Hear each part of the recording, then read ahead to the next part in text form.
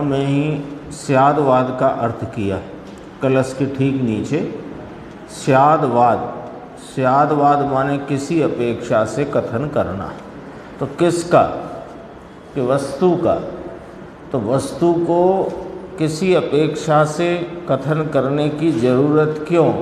क्योंकि वस्तु अनेकांत स्वरूप है।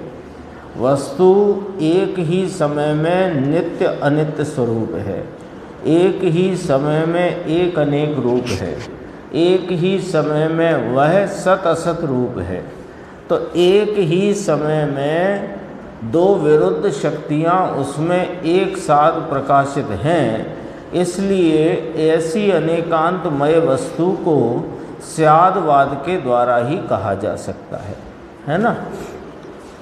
तो कहा कि आत्मा त्रिकाल द्रव्य स्वभाव से ध्रुव है और पर्याय से अनित्य नाम क्षणिक अवस्था है।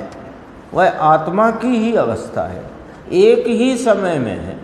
जिस समय में क्षणिक एक समयवर्ती अवस्था व्यक्तता है, उसी समय में त्रिकाल द्रव्य स्वभाव है। तो एक ही समय में है तब वह अनेकांत कहलाएगा। एक ही समय में उसका एक रूप रहने वाला नित्य स्वभाव और उस ही समय में उसका पलटने वाला अनित्य स्वभाव। एक समय में है यानी एक ही समय में नित्यता अनित्यता या पर्याय रूपता ध्रुव रूपता एक समय में है। तो कहा कि त्रिकाल द्रव्य स्वभाव से ध्रुव है और पर्याय स्वभाव से देखो तो वह अनित्य क्षणिक अवस्था है। वह इसकी सत्ता अस्तित्व में दो भाव हैं एक समय में, पर के साथ कोई संबंध नहीं। एक चैतन्य अपनी निज शुद्धात्म सत्ता या निज स्वरूप सत्ता, वो सत्ता में दो भाव, एक त्रिकाल ध्रुव स्वभाव और एक वर्तमान क्षणिक पर्याय भाव।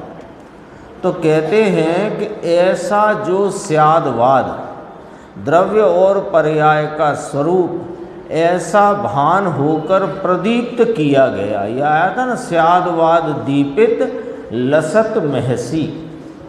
तो प्रदीप्त किया गया माने आत्मा को, जो आत्मा ध्रुव रूप से विद्यमान होने पर भी पर्याय में दृष्टि पर्याय की रही होने से वह द्रव्य स्वभाव इसकी पर्याय में जागृत नहीं था, तो पर्याय में जागृत किया है।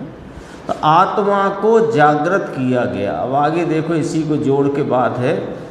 अगला प्रश्न है, देखो, आत्मा आनंद और ज्ञान का ध्रुव स्वभाव है, परंतु उस ध्रुव को पकड़ने वाला वह तो इसकी वर्तमान दशा हालत पर्याय है। अभी अपन ने पीछे देखा कि ध्रुव स्वभाव है और क्षणिक अनित्य अवस्था है। अब ये दो हैं तो इनका करना क्या, जान के लिख ले यहाँ किताब में, जहाँ भी, कि आत्मा द्रव्य स्वभाव से नित्य और पर्याय भाव से अनित्य है। हो गई जानकारी। अब क्या करना, कि अब जब कोई पूछे तो बता देना। ना, इसके लिए थोड़ी है ये वाली बात। आत्मा कैसे जागृत हुआ? जो अनादि से पर्याय प्रति पर्याय में पर्याय को ही देखता रहने से अपने चैतन्य जागृत आत्म स्वभाव को नहीं देखा था, तो उस जागृत आत्म स्वभाव को देखा किसने? कि पर्याय ने। तो देखा तो आत्मा जागृत हुआ।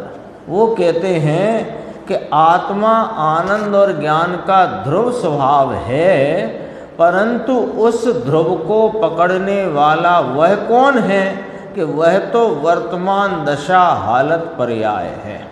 अब ये दो को इसे निश्चित नाम स्वीकृत करना पड़ेगा। अपने को अपने पर्याय में अनादि दुख की परंपरा प्रवाह को मेट कर सुख का अंश और सुख की वृद्धि और पूर्ण सुख भाव को प्राप्त करना हो तो ये दो भाव हैं, इनका जैसा यथार्थ स्वरूप है वैसा समझना पड़ेगा, स्वीकृत करना पड़ेगा, निश्चित करना पड़ेगा और वर्तमान पर्याय के द्वारा ध्रुव का आश्रय लेना पड़ेगा। तब यह जो वो लिखा ना, जे त्रिभुवन में जीव अनंत सुख चाहे दुख ते भयवंत, तो सुख कौन नहीं चाहता है ना। तो जो सुख चाहते हैं उन्हें सुख की प्राप्ति कैसे हो, कि बाहर से तो हो नहीं सकती, तो कहाँ से होगी, कि सुख स्वरूप के आलम्बन से होगी। तो आलम्बन लेने वाला कौन, आलम्बन लेना है जिसका वह कौन, कैसे आलम्बन लिया जाता है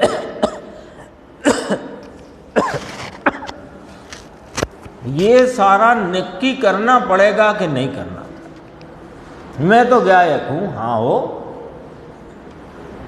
फिर गायक हो तो गायक को गायक रूप स्वीकार करे वो कौन है, कि वो वर्तमान अवस्था, वो दशा, वो पर्याय, वो व्यक्तता का परिणाम, वो जब अपने वर्तमान परिणाम में परिणाम पने को देखना छोड़कर जो ध्रुव रूपता से रहा हुआ त्रिकाल सामान्य सदरस भाव है उसे देखे तो सुख की प्राप्ति हो।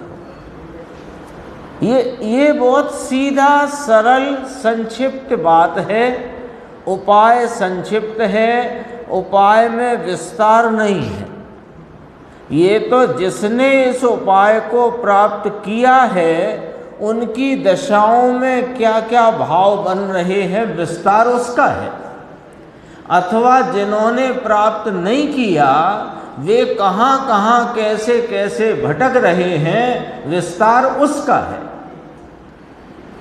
उपाय और उपेय की बात करें तो उपेय नाम आत्मा के पूर्ण लाभ के भाव को यहाँ उपेय अथवा साध्य अथवा प्राप्त करने लायक कहा। उस उपेय के प्राप्त करने का जो उपाय है वो बहुत संक्षिप्त है, सरल है, सुगम है, सर्वत्र है। तो फिर शास्त्रों में बहुत सारी बातें हैं, वे सब बातें या तो इस जीव ने इस चैतन्य को प्राप्त नहीं करने से जो दुख भोगे हैं उनकी है, और जिन्होंने इस चैतन्य भाव को प्राप्त करके साधक दशा में जिन जिन भावों परिणामों में बढ़ते हुए अपने मोक्ष मार्ग में प्रवृत्त होकर उसमें वृद्धि करते हुए पूर्णता प्राप्त करी है उसकी बात है। विस्तार तो इनका है, उपाय तो संक्षिप्त है। आपको नहीं जानने की जरूरत ज्ञानावरणी कर्म की कितनी प्रकृति और नाम कर्म की कितनी, सामान्य चर्चा में जितना परिचय हो उतना बहुत है, ना भी हो तो भी कोई बात नहीं, ठीक है ना। चौथे गुण स्थान में कैसे भाव होते हैं, पांचवें में अणुव्रत का क्या स्वरूप है, कितने प्रकार के शिक्षा व्रत हैं आदि इत्यादि जान गए हो, परिचय में है तो रहने दो बस, उसमें ज़्यादा उलझना और घुसने की जरूरत नहीं है। उपाय संक्षिप्त है। क्या है जो गुरुदेव ने आज फरमाया, ये समय सार जी का गुरुदेव का 71 के प्रवचन है, क्योंकि जो 19वीं बार चले तब पूरे तो हो नहीं पाए थे, और गुरुदेव का सदेह रूप से जो अपने साथ संयोग था वो फिर ना रहा। 18वीं बार में 600 से अधिक व्याख्यान हैं गुरुदेव के, 18वीं बार के। और ये एकदम यहाँ पर 71 की प्रवचन है, 71 के। तो उस समय में गुरुदेव ने देखो कितनी स्पष्ट बात करी कि भैया ये तुम जो हो ना, तुम त्रिकाल ध्रुव स्वरूप हाजरा हुजूर विद्यमान रहने वाला नित्य भाव हो, और पर्याय है वो अनित्य भाव है। पर्याय प्रति समय पलट जाती है, ये ध्रुव स्वभाव प्रति पर्याय में बिना पलटे कायम रहता है। ये स्यादवाद से जानकर इस अनेकांत स्वरूप आत्मा को पहचानने के लिए वर्तमान उपयोग को अपने ध्रुव स्वभाव के सम्मुख किया, तो बस इतना उपाय है। फिर क्या कि फिर तुम्हें किताब की जरूरत नहीं, उपदेश की जरूरत नहीं। एक बार यह चैतन्य तत्व जो अपनी प्रतीति में आके आस्वादन रूप हुआ, फिर तो लिखा ना 15वीं गाथा में, जो पश्यति अपाड़म पश्यति जिन शासनम सब्बम, जो अपनी आत्मा को देखता है जानता है वह समस्त जिन शासन को देखता है। आगे देखो कितनी गजब की बात है। ये थोड़ा इधर गुरुदेव ने जोर दिया है अपने लिए, आत्मार्थियों के लिए यहाँ पर जोर दिया है कि ये दो को इसे निश्चित स्वीकृत करना पड़ेगा, और दो की जहाँ स्वीकृति हुई, ये दो ही हैं।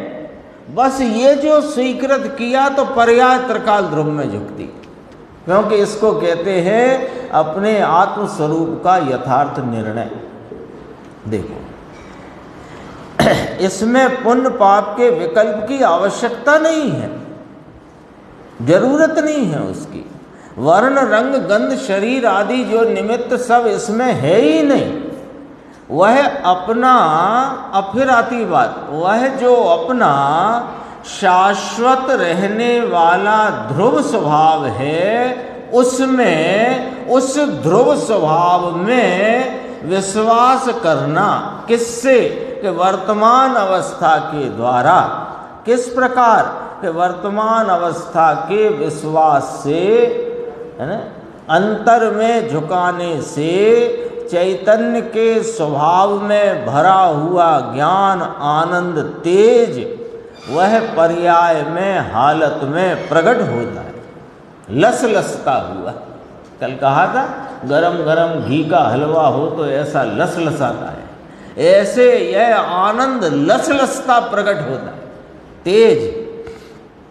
देखो गुरुदेव ने क्या कहा, बहुत संक्षिप्त भाषा और बहुत संक्षिप्त साधन, बस इतना ही बहुत है अंकुर भाई। निर्देश इतनी ही जानकारी चाहिए, ज़्यादा वो सब या तो बाधकता का विस्तार है या तो साधकता का विस्तार है। साधन रूप भाव इतना, उपाय रूप भाव इतना। देखो नीचे भी कहा कितनी पुस्तकें पढ़ी, अब उसे समेटकर इतने में रख देना पड़े।